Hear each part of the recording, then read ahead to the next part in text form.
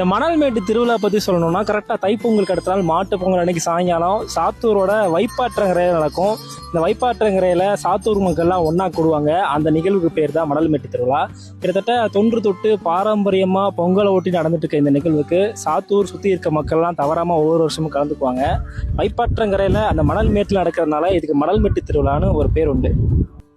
பொங்கலுக்கு 3வது நாள் நம்ம காணும் பொங்கல் கொண்டாடுவோம். வீட்டில இருந்து போய் பெரியவங்களை சந்திக்கிறது, உறவினர்களை சந்திச்சு நலம் விசாரிக்கிறது, மகிழ்ச்சியை பரிமாறிக்கிறது, இதுதான் அதோட கான்செப்ட். இந்த கான்செப்டையும் மணல்மேட்டு திருவிழாவையும் பொருத்தி பார்க்கலாம். இந்த மணல்மேட்டு திருவிழா அப்பையும் பொங்கலுக்கு வந்த உறவினர்களா இந்த வைப்பாற்றங்கரையில ஒருத்தருக்கு ஒருத்தர் சந்திச்சு நலம் விசாரிக்கிறது, மகிழ்ச்சியை பரிமாறிக்கிறது, இதெல்லாம் நடக்கும். குறிப்பா சொல்லணும்னா கரெக்டா 4 மணிக்கெல்லாம் வைப்பாற்றங்கரையில இந்த ஆத்தங்கரையில இந்த ப்ரோக்ராம் ஸ்டார்ட் ஆயிடும். வீட்டுல இருந்து சாப்பாடு சமைச்சு எடுத்துட்டு வருவாங்க. அதாவது பொங்கலுக்கு அடுத்த நாள் கறி நாள். ஸோ வீட்டில் நான்வெஜ் தான் சமைச்சிருப்பாங்க.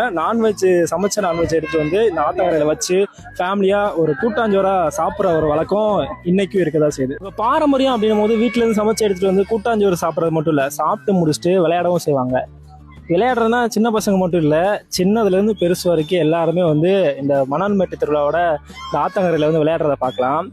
இப்போ கூட பார்த்தீங்கன்னா பின்னாடி ஒரு ஃபேமிலி கொக்கோ விளையாடிட்டு இருக்காங்க. இதே மாதிரி கபடி விளையாடுவாங்க, அதுக்கடுத்து கண்ணமூச்சி விளையாடுவாங்க. இந்த மாதிரி ட்ரெடிஷ்னல் கேம்ஸ்லாம் இன்றைக்கும் இந்த மணல்மேட்டு திருவிழாவில் விளையாடிட்டு இருக்காங்க.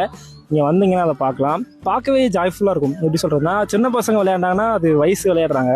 பட் பெரியவங்களும் சின்ன பசங்க ஈக்குவலாக அதே எனர்ஜியோட விளையாடுறதெல்லாம் இங்கே பார்க்க முடியும்.